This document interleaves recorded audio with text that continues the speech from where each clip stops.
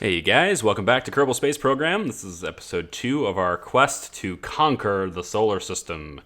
At least that's what I'm going to call it because, well, the goal is to put a base, a fully functional and fully self-sufficient base of operations on every single planet. And do it through career mode. We have a long way to go. I'm going to go through mission control here, and these are the contracts we were left with, so let's take a look at some of them. We have conduct a focused atmospheric survey of Kerbin. Okay, so the ones that say conduct a focused survey, these are basically like requiring me to go to a very specific point. Well, it's not very specific, but it needs me to be in a certain area in order to do it. And I don't have the ability to get to specific areas yet. So anything that says conduct a focused survey, I'm probably not going to be able to do yet. So that takes care of these first 5. Next we have test the stack decoupler splashdown at Kerbin. Well, this is kind of easy.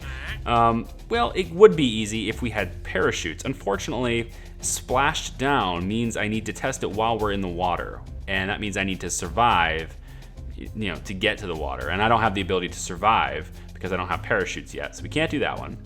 This one wants me to test the decoupler at the launch site. That's pretty easy to do. So let's do that. We'll pick that one up.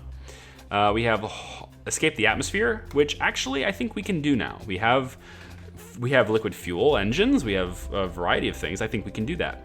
We also have haul the stack separator into escape trajectory out of Kerbin. Okay. Yeah, I think we can probably accomplish that. Because we basically just need to have it with us as we leave Kerbin. And we get a bunch of money for that. And science and reputation? Oh yeah, we're gonna grab that. What else? We have test the RT5 Flea solid fuel booster on a suborbital trajectory over Kerbin. This is basically, we need to activate this solid booster engine. This is the same one we just used. We need to activate it when we're in a suborbital trajectory. It means we need to get it up near space and then activate it. I'm gonna hold off on that just for right now. Escape the atmosphere. We can totally do that. And you know what? We might be able to design a craft. I might be able to design something that gets it to where I can activate this out of the solar system or out of the atmosphere. I only have 5 hours to accept it, so I probably should do it now if I'm going to do it. This one I have to accept in 5 hours as well. Orbit Kerbin. Offer expires in 5 hours. Okay, I'm going to accept both of these because that's why we unlocked multiple contracts, so I can accept them. So I'm going to accept those. We're going to leave those alone for now because I can't do those. And we have a boatload of money from all the advances we just got, which is pretty good. I'm pretty sure to build a craft that's capable of hauling the Flea up there and getting up to orbit and doing everything we want to do, I'm pretty sure the launch pad is going to need to be upgraded because at its current state, it can hold only 18 tons. And I'm pretty sure I'm going to need a vessel that's bigger than 18 tons to make this happen all in one flight. I'm going to try to do, I like to do this. I like to try multiple contracts in the same flight. It's the most economic way to do it if you can pull it off. Sometimes it's almost impossible to do, but sometimes you can make it happen. And I think this is one of those times where we can probably make this happen. So, 75,000 credits will get me to 140 ton weight limit, which is a lot more, which is going to work. Let's take it. All right, so now we have a bigger launch pad, which is great. I still have a restriction in my vehicle assembly building. I can only use 30 parts. So the parts are going to be heavier than 18 tons, which is why we did the launch pad first. But if I can get the vessel built with only 30 parts, might be all right. So this is the vessel we just launched, and we don't need that anymore. So I can go ahead and just scrap that. And we also have a couple of additional control areas now. We have different probes and stuff here. MRS guidance nose cone, which is pretty cool. $900. It costs twice as much as the Probodobodyne. I think I'm gonna keep the Probodobodyne thing going on for now. I don't know if this has SAS. Has 100 electric charge. What does this one have? This one has 10 electric charge. Ooh, that might have just sold me. because I don't need as much battery power now. Okay, I think we're gonna use the other one. So let's grab this and we'll use this one instead. Okay, so that looks pretty fancy, right? Now some of you who play Kerbal Space Program are gonna be like, whoa, what is that part? And I am also doing the same thing. I've never seen this part before right now. And that's because I have several parts packs that are installed, or I have several parts packs that are compatible with Kerbal Space Program 1.1 as of the creation of this video. And I'm gonna use all the parts and stuff that I can to make my mission happen and make it fun.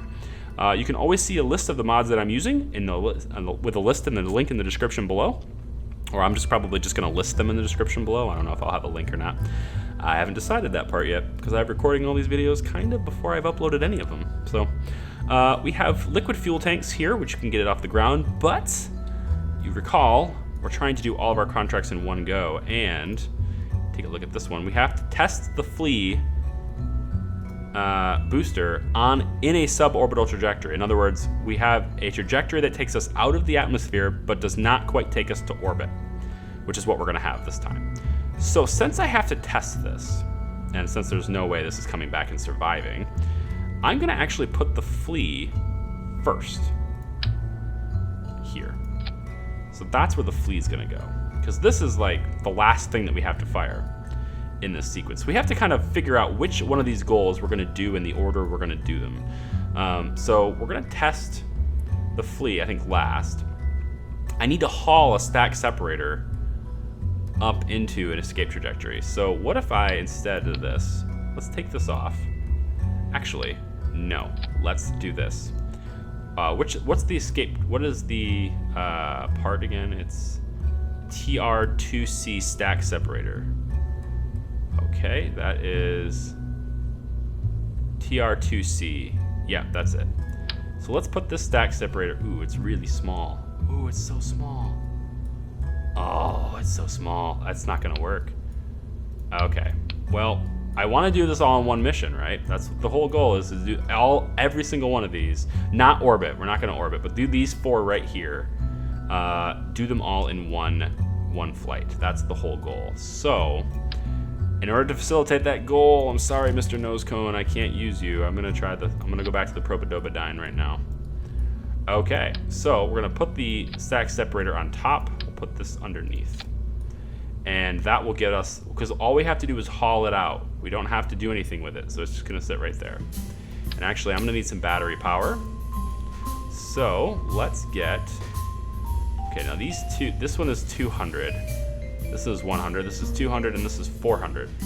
If I put this 400, if I put 2 400s, let's put 2 400s like this. That's gonna give me 800. That should be enough. Should be more than enough, really. Let's just put the stack separator here. I don't know if it kind of works or not. I'm gonna put it on the top, screw it. Okay, so I got that. Then I'm gonna need a control surface. This is gonna be a bigger craft, so we're gonna need some control here. I'm gonna use this inline reaction wheel. For all those of you who don't know how reaction wheels work, essentially, if you spin at just the right amount and just the right way, you can influence the rotation and the tilt and things of your craft. So that'll help. There's one built into the probe as well, which both of those together will help me do this bigger craft. So let's move this up a bit. And I'm gonna work on a few things here. And well, then we'll come back.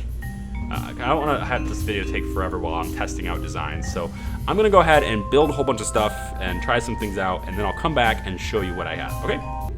Okay guys, welcome back. So this is what I've come up with so far. I just read something in the contract though that I think is gonna have to make me amend sort of what the mission is here just a little bit.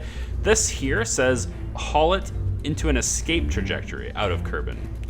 And I sort of missed escape trajectory. I looked at it like it was escape the atmosphere, because it's right next to escape the atmosphere, but actually this means escaping Kerbin's like sphere of influence. In other words, like escaping Kerbin, which is going to take even more delta V than orbiting it. So we're not going to be able to do this. So since I can't do that, I'm going to get rid of that stack separator. So let's just get this out of the way. We'll get the stack separator out of here and bring this back here. Also, I'm noticing that I did not put one of these. Let's just grab another one from the structural tab. I did not put a separator here. Okay, so this is what we come up with. We're gonna do 3 contracts in this. We're gonna have the decoupler tested at the launch site, which is a little bit kind of gamey. I'm kind of gaming the system by doing it, but it allows me to do it, so we're gonna do it. We have escape the atmosphere, which is what we're gonna do, and we're also gonna be able to test the solid fuel booster in a suborbital trajectory over Kerbin. So those are the 3 things we're gonna take and do. But while we're doing it, we're gonna get a bunch of science. So let's take a look and a little bit of a tour. And there's a little bit of a graphical issue here related to this, but that's just because this part has like a sort of a cave into it, and the part's actually like still flat. So anyway, so we have the magnetometer boom, which measures magnetic waves. So we'll have that because we unlocked Engineering 101 and it gave us that part. We also have our reaction wheel, like I said before. We have the thermometer, which is from before. A new test, which is a double C seismic accelerometer to measure seismic activity. This is only possible to do on the surface, so we'll only be able to test one thing. One thing is still one thing.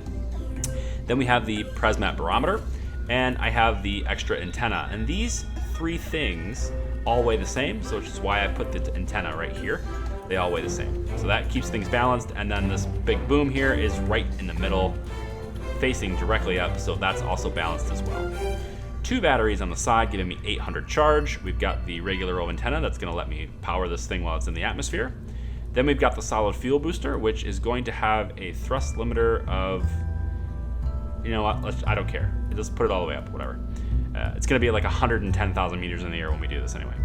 Then we've got a stack decoupler. This is used for basically separating the part out, so it will detach itself from the rest of the craft. Then I've got 2 big FLT800 fuel tanks, providing a bunch of liquid fuel and oxidizer. And we have that because of this new engine. This is the LVT30 Reliant liquid fuel engine. It's going to suck all the fuel out of these tanks, which is good. We've also got some wings here for stability once we get up and kind of get moving. Okay, and of course, when I put a decoupler over an engine like this, I get a shroud over top of it to help protect it in mid-stage. Then I've got the hammer. This is the bigger version of the flea, which is above. See, a little tiny one here. Hammer is bigger. And this is going to be our initial booster stage to kind of get us up in the air and give the Reliant engine a head start. And then we have another stack decoupler. And this is the stack decoupler that we are supposed to test at the launch site. So how this works is essentially you activate the part through staging when all the conditions are met. And the only conditions are be on the planet Kerbin and be on the launch site.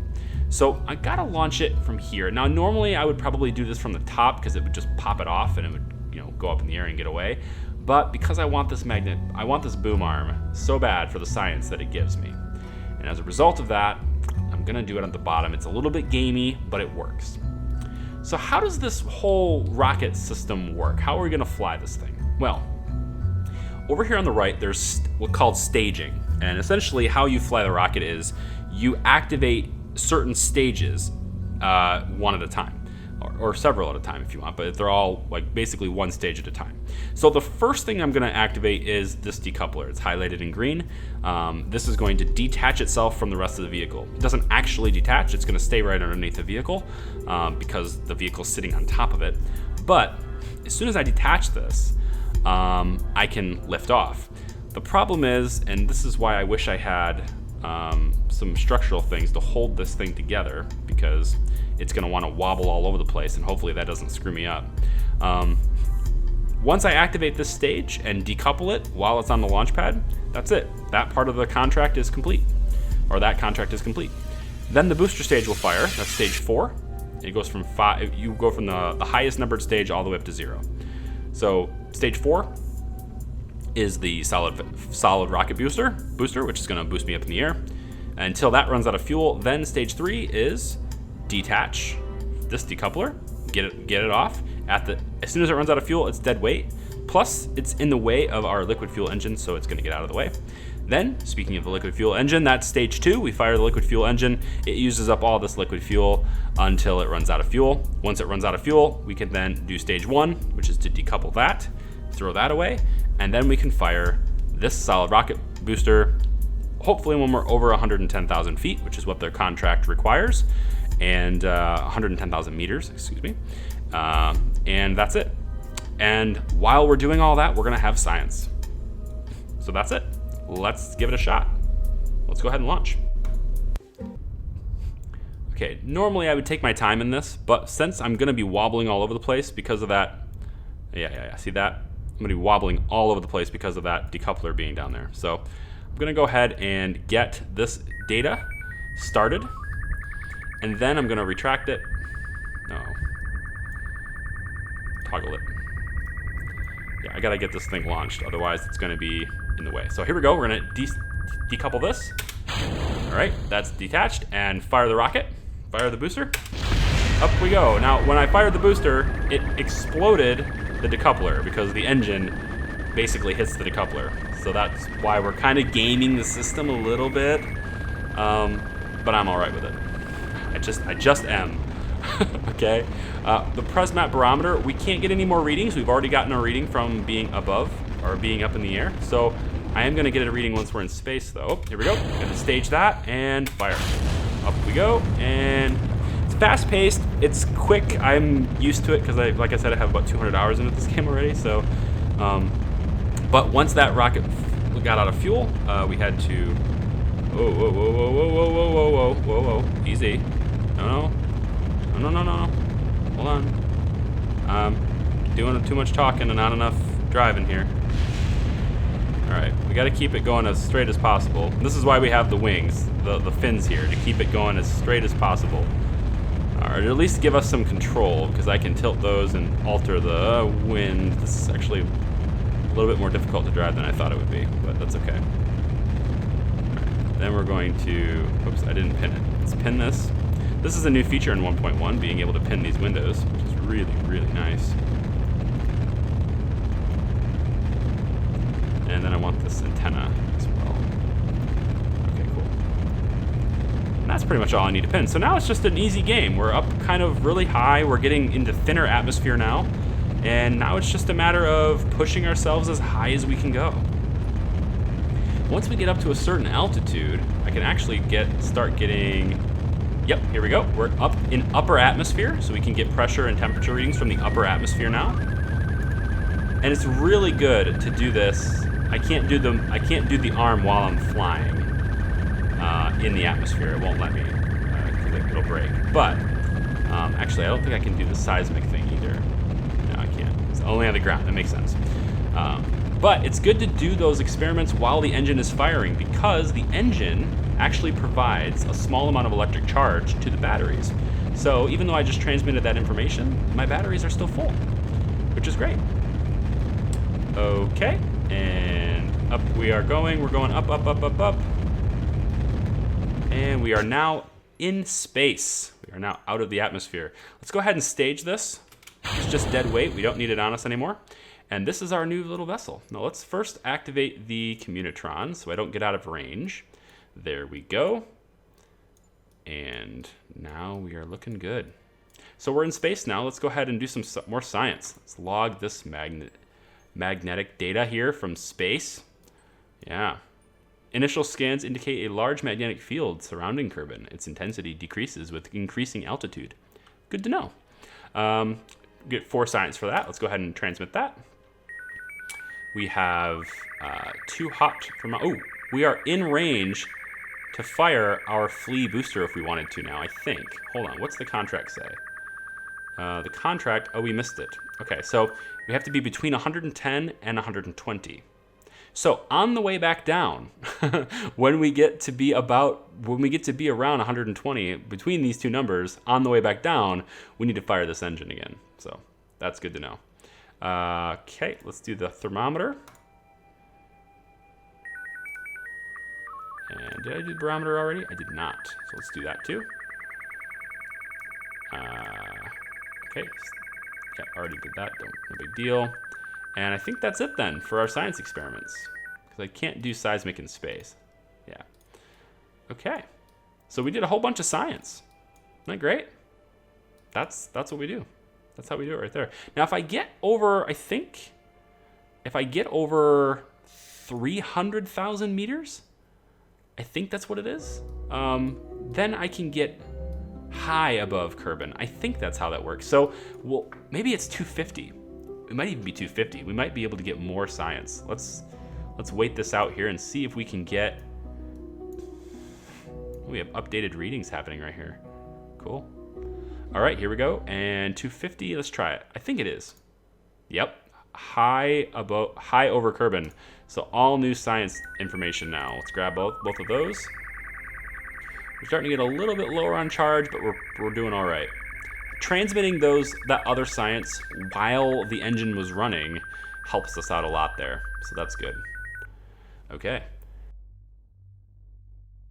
So that's pretty much it. We can't do any more science. The only thing left to do is to activate this booster engine at the right time. That's pretty much it. So let's toggle this down because it's kind of obnoxious. And we'll toggle everything back. These windows gone. We don't need this. We can toggle that gone.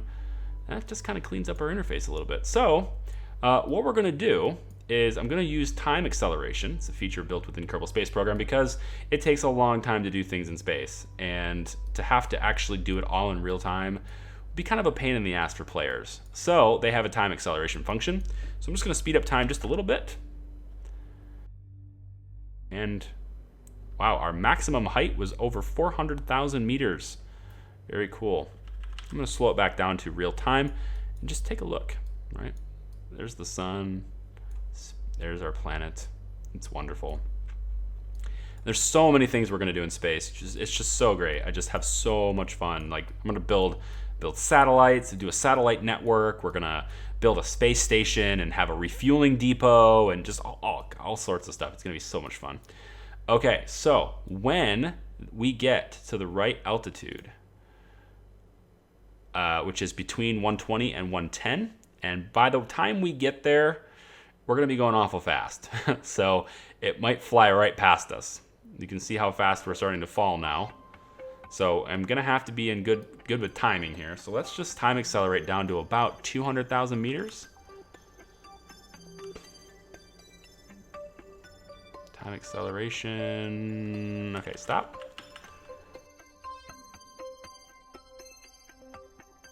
Yeah, I mean, we'll have some time. We'll have some time. So in the contract window, as soon as this turns to a green check mark, I'm going to hit the space bar, and that will activate the stage, which is waiting to be activated. And actually, what I should do is probably point it downward, because I don't want to wait. I'm just going to point it towards the planet, so that we can yeah. And I'm able to turn like this because of these reaction wheels. So that's how I'm able to do that. That's why I got the reaction wheel installed. Okay. And some more graphical glitches, which is great. All right. 149. Let's go a little bit more accelerated. Okay, stop. Right there, stop. Okay. 122, 121, and green check mark. Fire it. And we have a successful completion of this contract. Now, here is the really funky part. Okay. We're falling towards the planet right now at a ridiculous speed. Really ridiculous speed. And this antenna is going to bust, but it doesn't really matter if the antenna busts. This whole thing is going to blow up. So, like, it doesn't matter what happens here. The whole thing's going to explode. We're going in way too hot. Yeah, goodbye. Yeah. I mean, it's not really all that glorious in terms of its special effects there, but pretty much. You're going in too hot. You're coming in the wrong angle. You're going too fast. You don't stand a chance. You're going to explode. So there we go. But that's okay. We knew we couldn't recover the vessel, and we have 3 contracts completed along with all the science we collected. Very, very cool. Okay, let's go back to the Space Center and take a look at our spoils. Okay, so we're back to 188,000 credits. Nice. We've got a pretty good amount of reputation started. We've got a long way to go, but we've got a little bit of a good start. But look at this, 112 science to spend. Oh yeah. Let's go to the Research and Development Center and see what we can unlock with that. So first off, I'm gonna grab survivability because I wanna start recovering my crafts. It helps me save money. So there we go. I'm also gonna grab basic science because it unlocks, should unlock experiments. Science Junior, that's a good experiment to have. A new probidobidine, the HECS model. We also start getting photovoltaic panels. These are like little solar panels, which are gonna allow us to recharge our battery using solar power, which is important for trying to get orbit because we'll probably run out of battery life before we can achieve an orbit. I'm sorry, not orbit, but like when we're starting to do other things in space besides orbit, that will come in handy. We also have some life support packs. This is from the life support mod, USI life support, I think. I'm using USI because TAC life support, which is the one I want to use, that one is not compatible with 1.1, and it looks like the developer has maybe not started to work on it yet. So I don't know when it will be compatible, and I want to do this now. So we're going to use this one instead. It also unlocks a new satellite dish, which is going to let us, this looks like it's a directional satellite dish. I haven't used much RemoteTech, so I don't remember a whole lot with RemoteTech, but I think satellite dishes are directional, but they have increased range over the omnidirectional antennas. And we actually have bigger life support tanks here too. So there's little packs that we can have, which this one holds 100 supplies. I'm assuming that's like food and water. Then 100 fertilizer.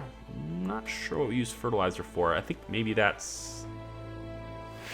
I'm not sure what you fertilizer. How do you get fertilizer? Is that from like waste? Mulch. No, mulch is the waste. Instead of tossing it out the airlock, we grab it. So I don't know what fertilizer is all about, but that's going to be something we explore. I'll read up on that. So basic science is something we definitely want to get. We have 88 to spend. This costs 45. I think it's worth it because of the Science Junior and because of... you know what? The Science Junior is not that big of a deal right now. I'm wondering if there's something that's better. This would allow us to do manned missions. So this might be a better choice. There's a lot of different parts with this. But it's going to give us this, the command pod. This is going to let us do manned missions. And once we can do manned missions, a whole bunch of stuff opens up then. And more parachutes here. Okay, we're going to grab this one instead. So we have 43.2 left, which is just enough not to buy... just enough to where we can't get basic science, but we can get general rocketry, which is going to give us our stability enhancers. Thankfully, I can finally put things on I can finally hoist up my rockets. And also it's going to give us more engines, more boosters, a whole bunch of stuff, which I don't think we necessarily need all that stuff right now. I think I can get orbit with what we have, but it makes sense, I think. 16, we're going to get it. For 16, we're going to get it. I can also grab the modular wings, and I'll grab the structural parts now too, because it's only one science apiece.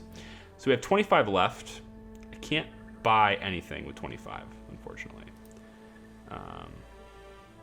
Lander cans, yeah, start to land on the moon, man. Okay, so that's what we got so far. We're gonna save this 25. Now I'm going to. Should I upgrade? No, don't need to upgrade that. I may upgrade the tracking station because it will give me patched conics. And that's a good thing to have. Patched conics, in case you probably don't know what that is.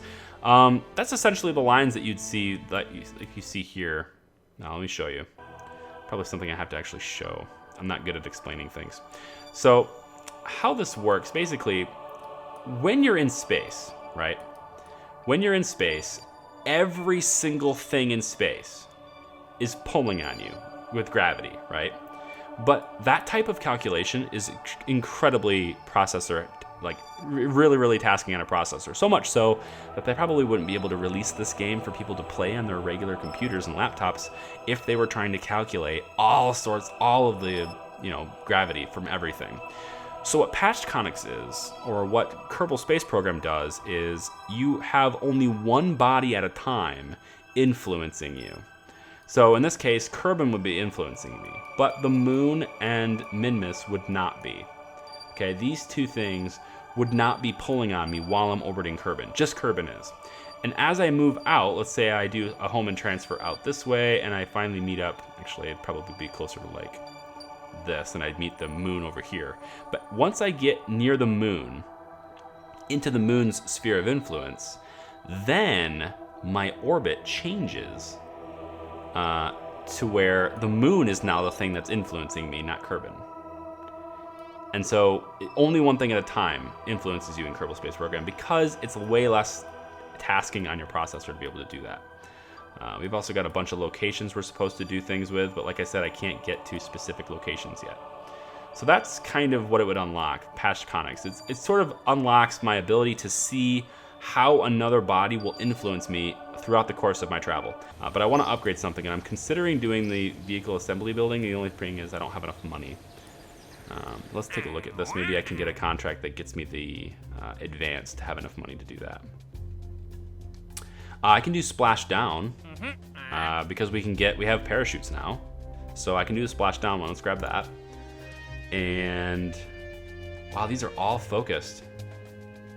I'm gonna have to start investing my time in planes, I think, to get this. Test the Rockomax brand decoupler on a suborbital trajectory over Kerbin. Test the decoupler when we're between these two altitudes. Well, we can do that. That's easy to do. Let's grab that. I'm gonna have to start doing these focused observational surveys, but I probably will only show you how I'm doing one, and then I'm just gonna do the rest of them. Because these take a while to do, and like a long time to do on video. And I don't want to waste your time with these because these are just on the surface. But I'll show you how I do one or two of them, and then that's probably all I'll do. All right, so we have a couple of other contracts. Okay, so the active ones we have are Orbit Kerbin, which is something I think we can do now. Test the Rockomax brand decoupler, which we can take with us over Kerbin, which is fine. I'm not going to be able to do the orbit and this at the same time. This wants a suborbital trajectory, which is fine, but this wants a particular altitude. I'm not sure I can get within that altitude and orbit. I can try, and I can use this. I can sort of use this decoupler to get up there, and if I happen to be at the right altitude, I'll just do it. But then we have to haul this into an escape trajectory, which I can't do that yet. And we have to test this splash down, which is something we can do. So I think what I'll do is, I can't quite upgrade this building. I want to so bad. Take a look at the spaceplane hangar really quick. Maybe I can build that observational surveys. Okay, so this is the spaceplane hangar, and this is where we build vehicles that are meant to go sort of, you know, more horizontal, if you will, more latitude, or you understand what I'm saying. I have terrible words. I'm not like Trump, okay? I don't have the best words. Here's MK1 cockpit, and so this is our basic cockpit that we start out with, and we can add to this by creating an airplane if we want to. So let's do fuel tanks. We'll do this fuselage here. Down a little bit. Building planes, I think, is more challenging than building rockets. And I think it's more fun than building rockets. But it's also a lot more tedious than building rockets because, well, it just is. And you'll see why. You have to deal with wings, and you have to deal with aerodynamics a little bit better, a lot more than you'd have to deal with everything else. We're gonna make a really simple plane though. So let's use a delta wing. It's too big. I have a lot of wings. I use a swept wing here. They're really big wings. Okay, I'm gonna play around with this and I'll be right back. Okay guys, so apparently I only have available this Juno engine. I thought I would have bigger engines available because it's been a while since I've played this game, and I guess I'm just used to having more science. So I'm gonna have to research a bit more before I have anything that's really gonna be useful as far as flying goes. But I could actually put these maybe like on the bottom here, attach these little cylinders here to the bottom like that. Maybe just a little bit further out like that. Something like that. And then I could put these engines like here. And then maybe make a duplicate. Maybe put some more like that. But now I'm running out of like wing space. Like I'm running out of lift. So I'm gonna have to get bigger wings, which I'm kind of in like a middle ground with the wings, because if I do these wings, then it looks proportionately like okay, but it's not like they're not really that long. So if I go for the next longer wing for delta wings, well then I'm like in good territory here, but like it's really, you know, I guess I could do two like this. I guess there's nothing technically wrong with that arrangement.